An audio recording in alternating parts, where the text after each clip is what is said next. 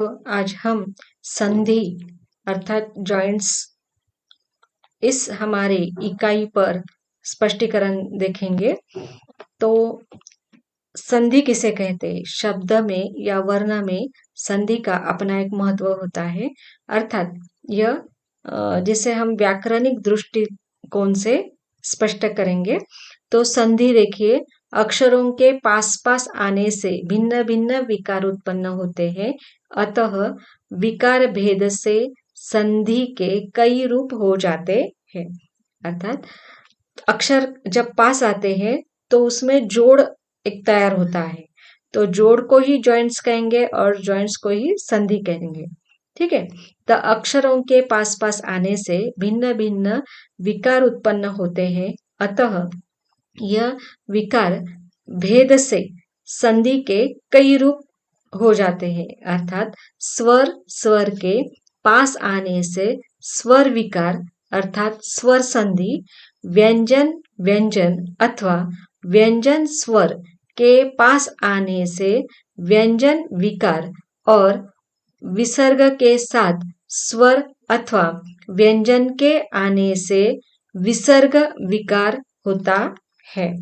इसी कारण विकार को व्याकरण में, विकार को यानी गलती को व्याकरण में संधि कहते हैं। संधि का अर्थ होता है जोड़, अतः शब्दों के जोड़ को संधि कहते हैं। शब्द जब जोड़े जाते हैं, दो अलग अलग शब्द होते हैं, लेकिन जब हम उनका उच्चारण करते हैं तो वह जो उच्चारण होता है वह एक संध हो जाता है, अर्थात वह जोड़ के रूप में होता है, इसलिए इसे संधि कहा जाता है। संधि जॉइंट्स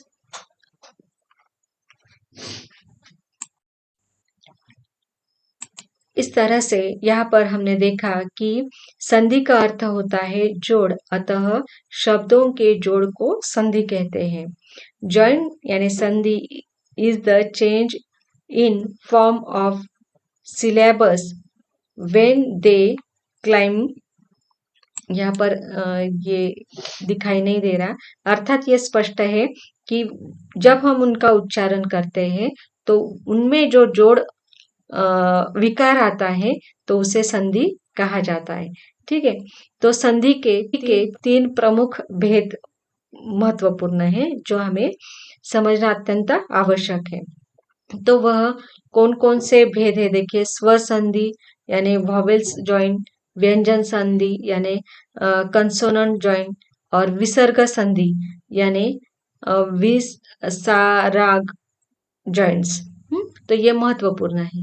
तो स्वर संधि किसे कहते हैं? देखिए, दो स्वरों के पास पास आने से जो संधि होती है वह स्वर संधि कहलाती है। तो दो स्वर जब पास आते हैं, अर्थात दो अलग अलग शब्द होते हैं, लेकिन अगर उनका उच्चारण जल्दी से किया जाए तो उनका अलग एक शब्द तैयार होता है, वहां स्वर संधि हम कहते हैं। जैसे करुणा शब्द है और आकार शब्द है, तो यह जो करुणा आकार शब्द है उनका उच्चारण ज्यादातर क्या बन जाता है? स्वर संधि में करुणा कर, समझ रहे? करुणा कर, यह उसका विकार बन जाता है, इसलिए उसे स्वर संधि कहा जाता है। व्यंजन संधि, दो व्यंजन अथवा व्यंजन और स्वर के पास पास होने से जो संधि होती है उसे व्यंजन संधि कहते हैं। दो व्यंजन अथवा व्यंजन या स्वर के पास पास आ जाने से जो संधि होती है उसे व्यंजन संधि कहा जाता है। जैसे शब्द आपको याद रखना है, जगत और नाथ। तो जगत का अर्थ होता है विश्व और नाथ का अर्थ होगा देवता, जैसे हम कह सकते हैं, या हमारा सर्वस्व, लेकिन उसका शब्द बनता है जगन्नाथ। उस वैसे ही दिक और गज, तो गज का अर्थ वैसे देखा जाए तो हाथी होता है और दिक का अर्थ होता है विजयी, इस तरह से। लेकिन अगर उनके पास देखिए, ये दो शब्द पास आने के कारण ये दोनों जैसे व्यंजन है, तो इनके पास आने से व्यंजन संधि बनती है, तो दिग्गज शब्द बना। तो जो भी हमारे समाज में बड़े व्यक्ति है या प्रभाव डालने वाले व्यक्ति है, उन्हें दिग्गज कहा जा सकता है, अर्थात हाथी जितने पराक्रमी शूरवीर जिसे हम कह सकते हैं। तो षट आनंद, षट और आनंद, षट यानी छह और आनंद का मतलब होता है मुख। तो इस तरह से जिसके षट यानी छह मस्तिष्क है या मुख है, उन्हें षडानंद कहा जाता है। जैसे गजमुख है, तो गज का अर्थ फिर हाथी हुआ कि जिसका मुख हाथी का है, वह गजानन। तो इस तरह से यहाँ पर ये व्यंजन संधि के उदाहरण हमें दिखाई देते हैं। तो स्पष्ट ही है कि दो व्यंजन जब पास आते हैं या स्वर व्यंजन पास आता है, तो जो विकार उत्पन्न होता है या जो संधि उत्पन्न होती है, उसे व्यंजन संधि हम कहते हैं। अब विसर्ग किसे कहते हैं?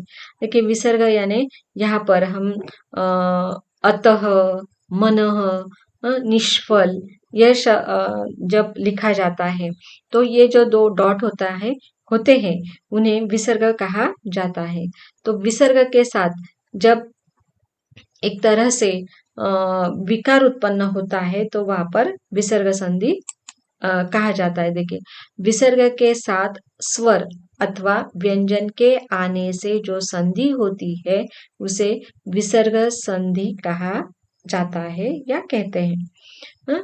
तो विसर्ग के साथ यानी विसर्ग आप समझ रहे हैं, जैसे मन शब्द है, तो इसके आगे जो ये दो डॉट है, वह विसर्ग कहलाते। तो इस विसर्ग के साथ जब स्वर अथवा व्यंजन के आने से जो संधि बनती है, उसे विसर्ग संधि कहा जाता है। इतना आसान है। तो संधि जो है वह काफी आसान है। तो स्वरों के पास आने से, व्यंजनों के पास आने से या विसर्ग के पास आने से जो संधि निर्माण होती है, उन्हें स्वर संधि, व्यंजन संधि और विसर्ग संधि कहा जाता है। देखिए, विसर्ग संधि के जो उदाहरण वह मनः योग है, तो वह कहलाता है मनोयोग। प्रायश्चित्त, प्रायश्चित्त, तो उसका शब्द बना प्रायश्चित्त। निष्फल, तो निश प्लस फल, तो निष्फल। तो इस तरह से यहाँ पर ये जो उदाहरण है वह काफी महत्वपूर्ण है। तो छात्रों, ये जो हमारा संधि का पाठ था, वह भी काफी महत्वपूर्ण है परीक्षा की दृष्टि से। इसमें हमारे सेमेस्टर में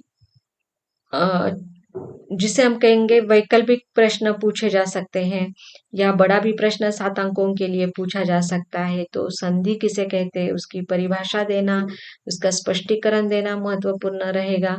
और उसके बाद जो संधि के मुख्य 3 भेद हैं, उनके पहले तो हम इस तरह से बिल्कुल इसी तरह से पहले इनके नाम लिख लेंगे, फिर निम्न पंक्तियों में स्वर संधि किसे कहते हैं उसका स्पष्टीकरण करेंगे, उसके उदाहरण देंगे। व्यंजन संधि को परिभाषित करेंगे, उसके उदाहरण देंगे। विसर्ग संधि किसे कहते हैं उसे स्पष्ट करेंगे और उसके उदाहरण देंगे।